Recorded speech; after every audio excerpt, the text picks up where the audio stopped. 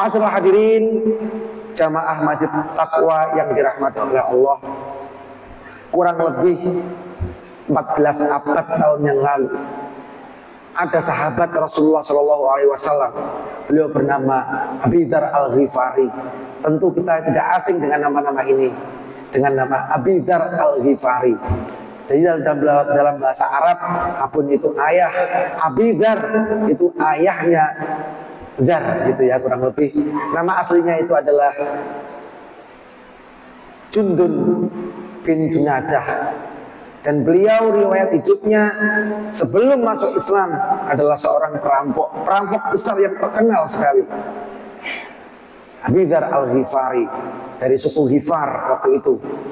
Nah, suatu ketika Allah memberikan hidayah kepada beliau dan singkat cerita beliau masuk Islam. Dan Abi Dzar Al-Ghifari ini adalah sahabat Rasulullah SAW yang masuk Islam pada tahap awal. Jadi ada cerita di sini ketika Nabi Muhammad SAW di Mekah saat berdakwahnya itu secara sir ataupun sembunyi-sembunyi karena masih khawatir dari ancaman orang kafir Quraisy. Abi Dzar datang kepada beliau Bapak Ibu sekalian meminta untuk masuk Islam.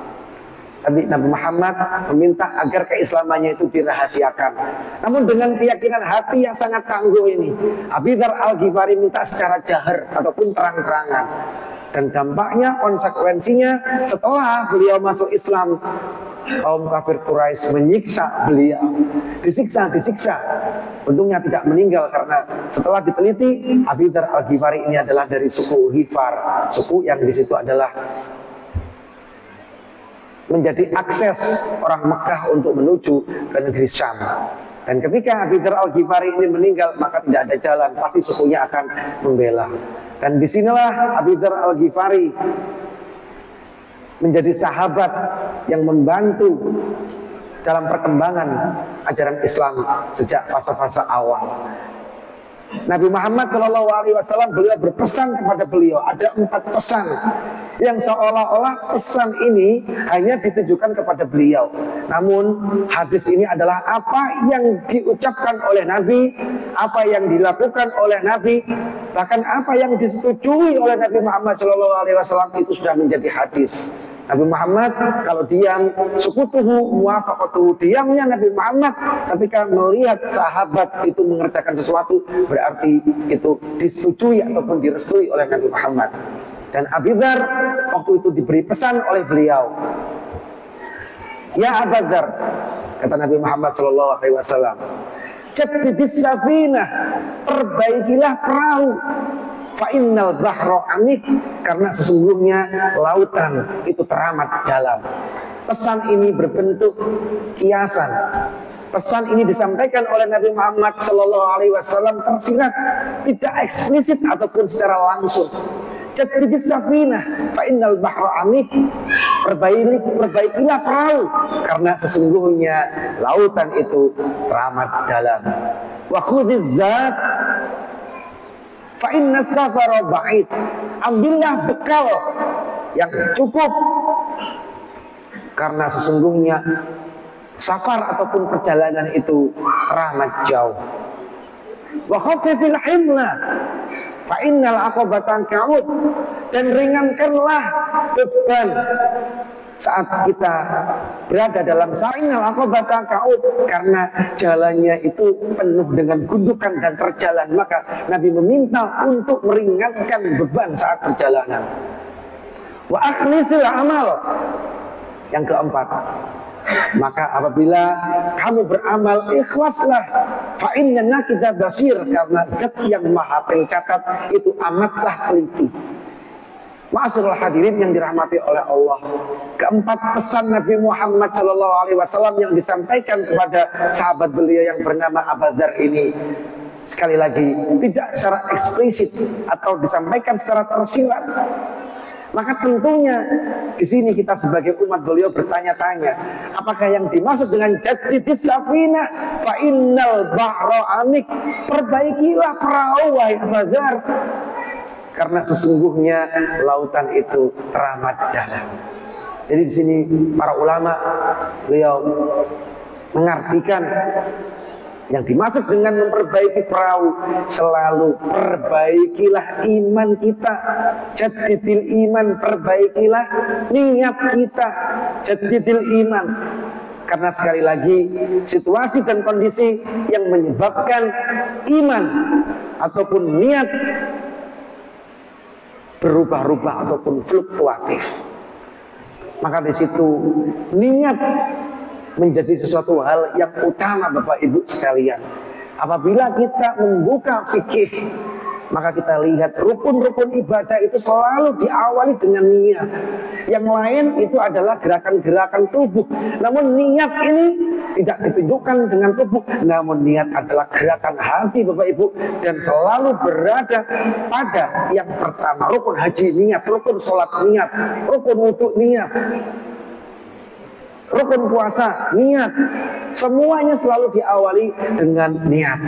Karena sekali lagi niat ini adalah yang menentukan segalanya. Sehingga dijelaskan kam min amalin yatasawwaru bi surati a'malid dunya bi husnin niyyah min a'malil akhirah.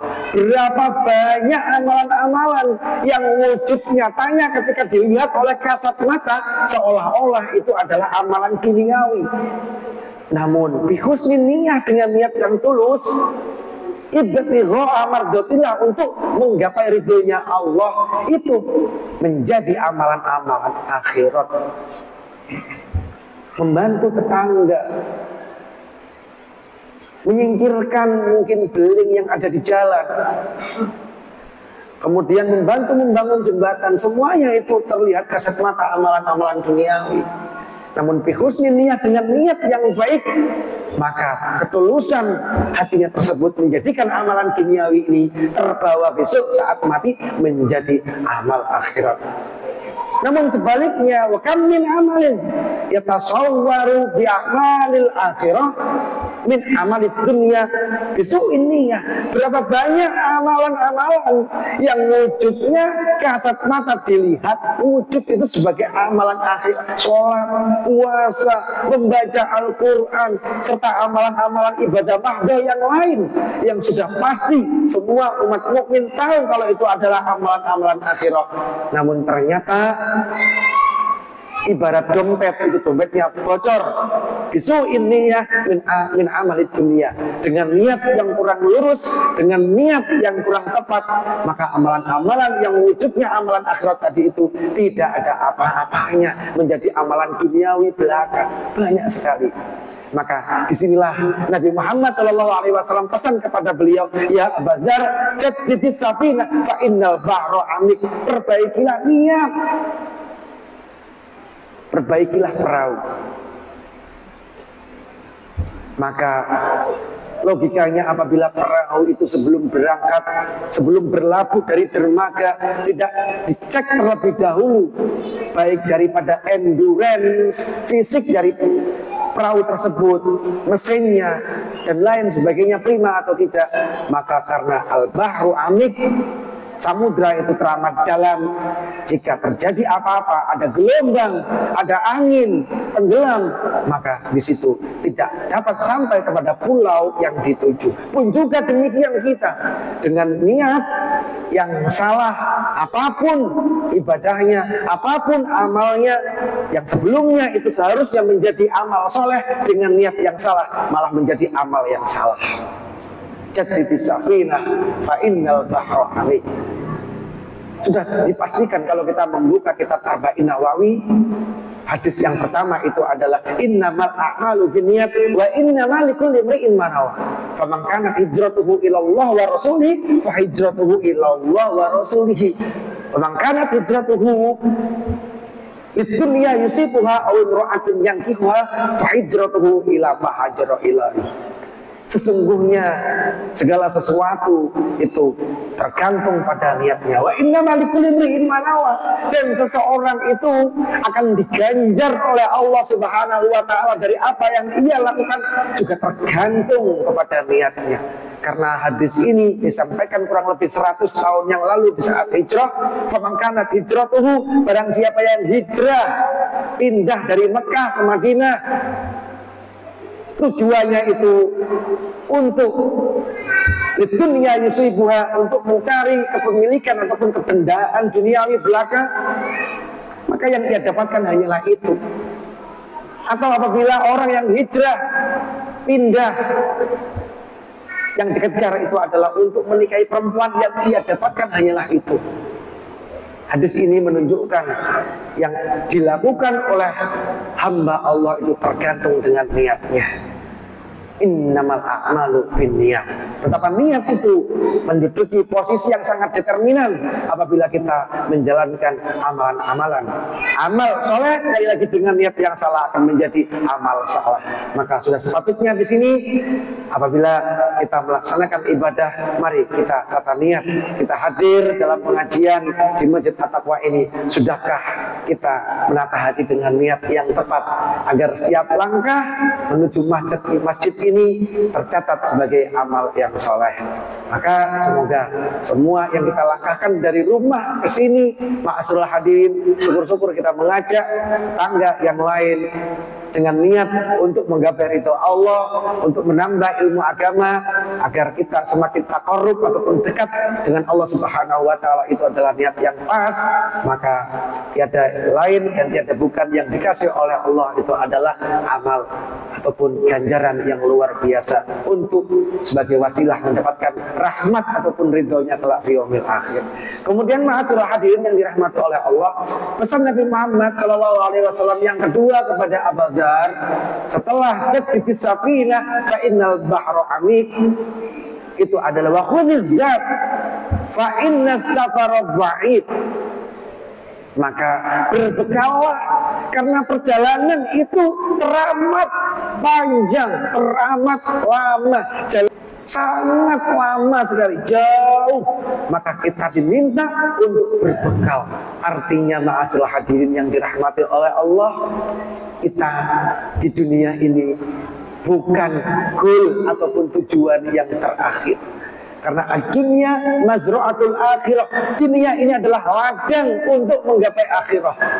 Dan bagaimana kita di akhirah, maka tergantung bagaimana kita menanam di dunia.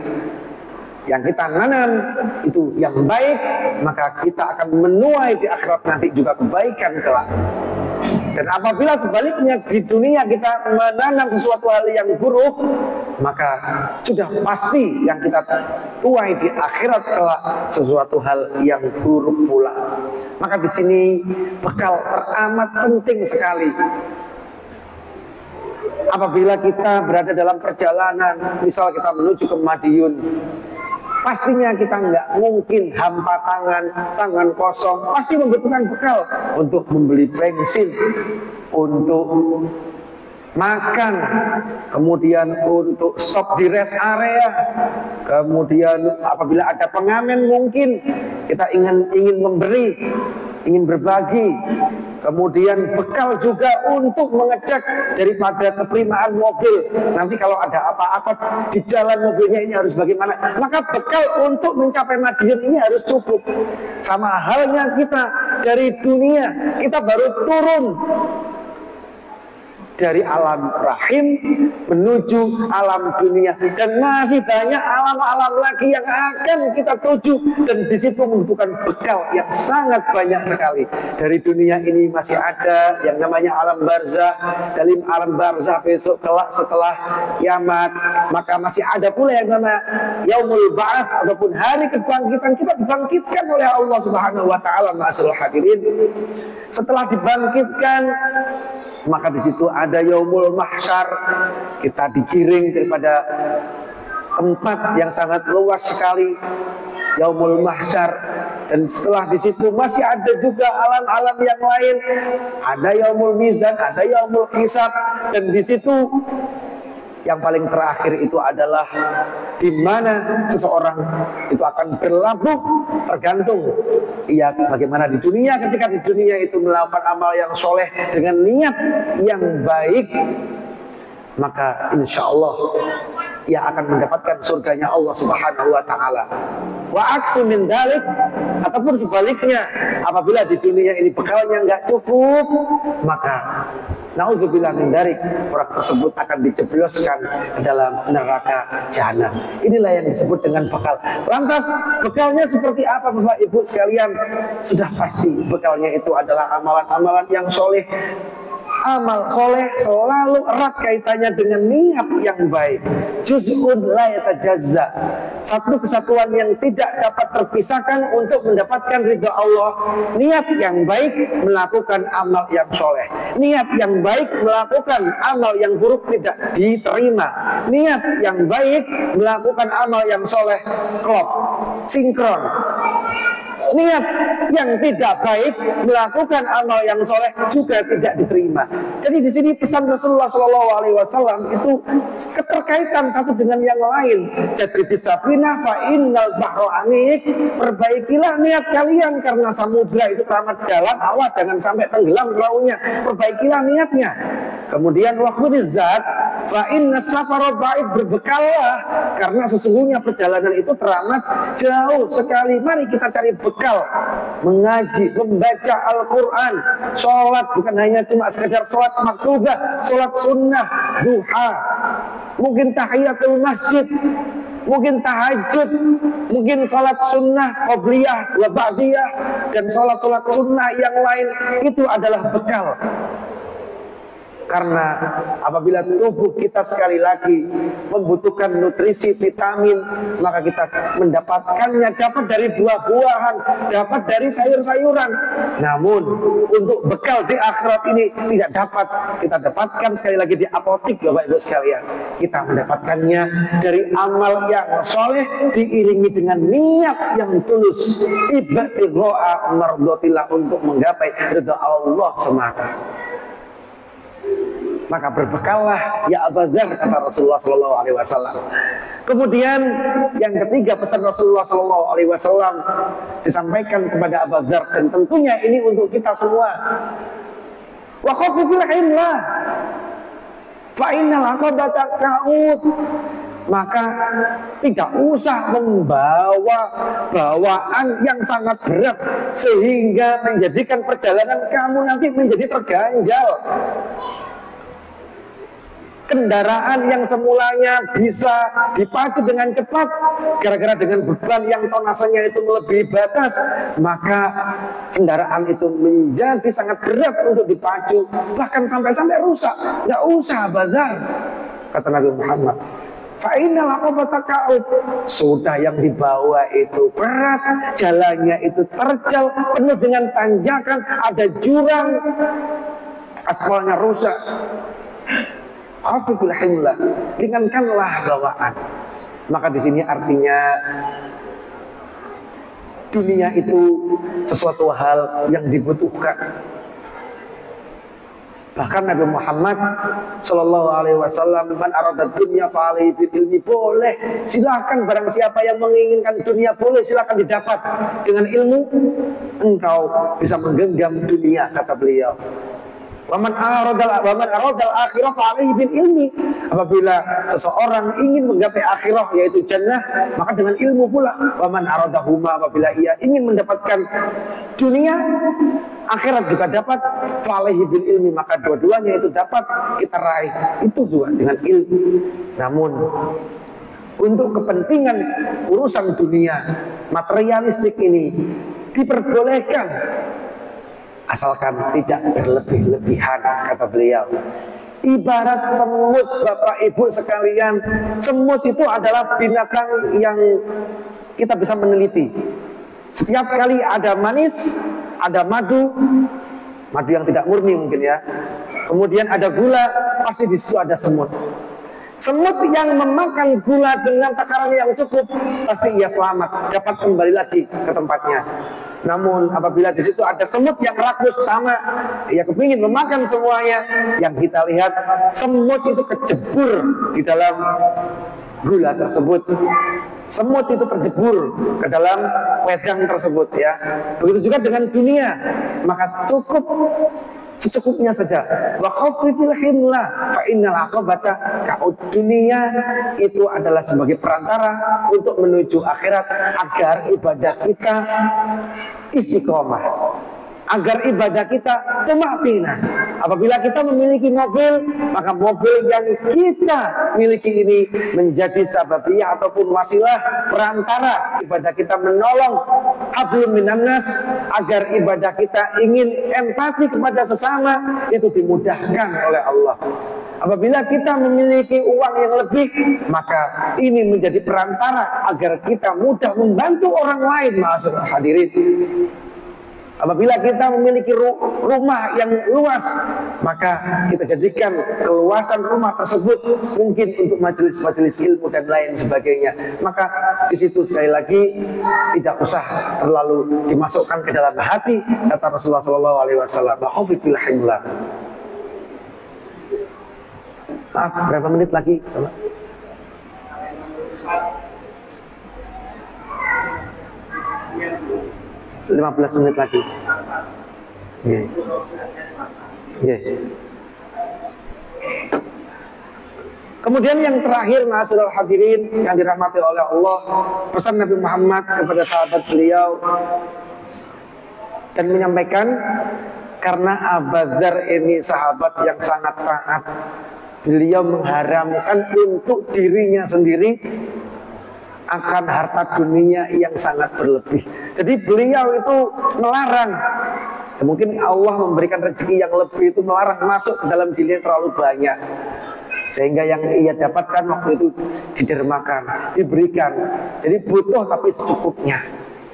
Kemudian yang terakhir, ma'asyiral hadirin yang dirahmati oleh Allah, wa akhlisil amal, ikhlaslah saat beramal. Fa inna nakida basir, karena zat yang maha pencatat itu amatlah teliti. Si fulan dengan si fulan sama-sama memberi. Di mata sesama manusia, kedua orang ini sama-sama melakukan amal soleh. Namun di mata Allah, bobot amal soleh tersebut yang dilakukan oleh dua fulan itu tentunya berbeda. Apa yang menyebabkan berbeda, ma'asyiral hadirin?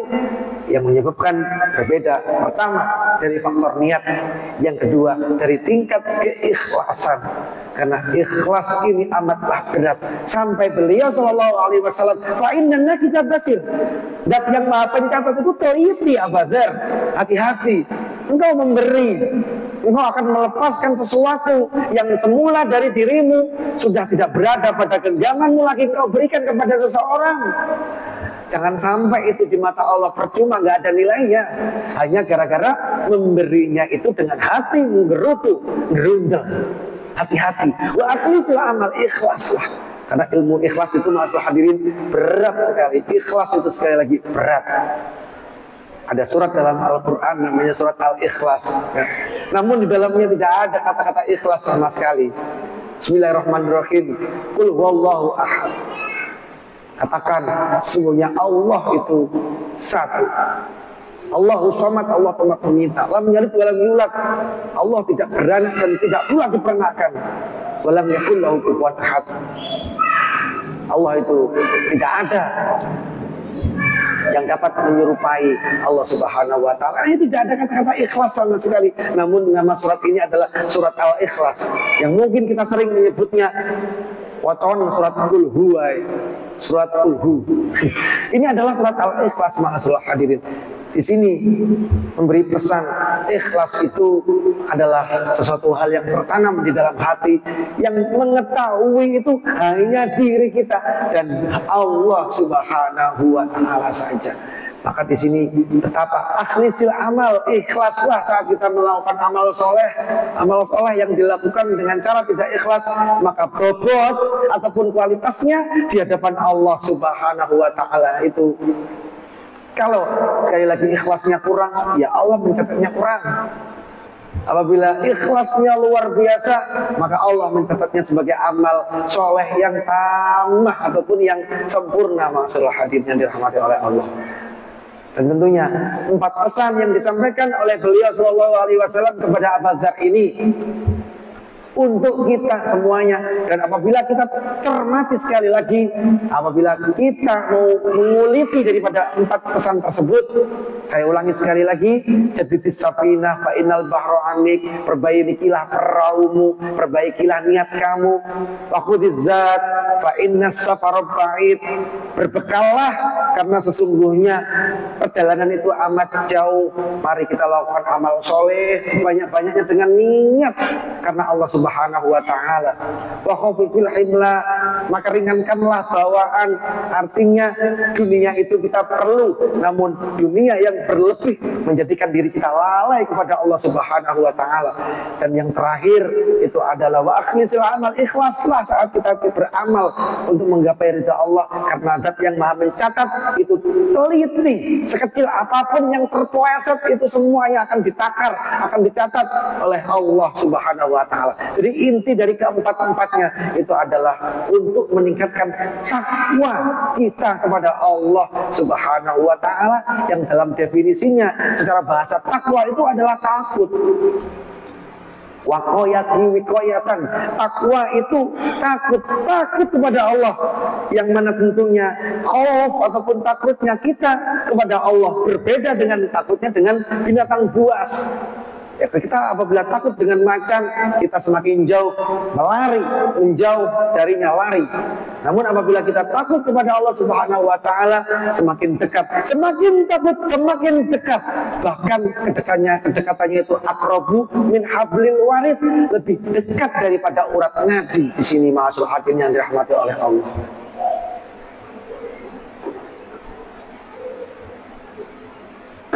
Masih ada waktu ya? 5 menit. Terakhir ma'asyiral hadirin yang dirahmati oleh Allah, maka di sini takwa itu adalah sebagai bekal kita untuk menghadap Allah Subhanahu wa ta'ala. Imtithalu awamirillah, menjalankan segala apa yang telah diperintahkan oleh Allah Subhanahu wa ta'ala dengan penuh keikhlasan, dengan niat yang baik, serta ijtinabun nawahi, apapun yang dilarang oleh Allah Subhanahu wa ta'ala yang telah termaktub dalam Al-Quran ataupun dalam hadis Rasulullah SAW, ijtinabun nawahi, kita menjauhinya dengan penuh kesabaran, dengan penuh keikhlasan. Bahkan Ali, sahabat Nabi Muhammad SAW dan juga menantunya, Ali menikah dengan putri beliau Fatimah, mendefinisikan takwa itu lebih eksplor lagi. Yang maksud dengan takwa itu adalah yang pertama, al-khauf minal jalil, kita takut kepada Allah Subhanahu wa ta'ala, kepada zat yang maha mulia. Wal amalu bit tanzil, kita mau mengamalkan yang diturunkan kepada Nabi Muhammad melalui malaikat Jibril. Jadi Al-Quran itu memang muta'abbad bitilawatihi. Al-Quran itu memang membacanya ibadah, namun Al-Quran bukan hanya untuk sekedar dibaca, tapi Al-Quran itu kita gali, kita pelajari, kita amalkan sehari-hari. Al-amalu bitanzil. Kemudian yang ketiga, takwa sesuai dengan definisi al-isti'dad liyaumir rahil, kita mempersiapkan diri untuk bekal besok, menjalani hari-hari setelah dunia, menjalani alam-alam setelah dunia ini. Tentunya sudah kami jelaskan di awal. Kemudian yang terakhir itu adalah al-qanaatu bil qalil, qanaah dengan hal yang sedikit, karena qanaah itu adalah sumber kebahagiaan.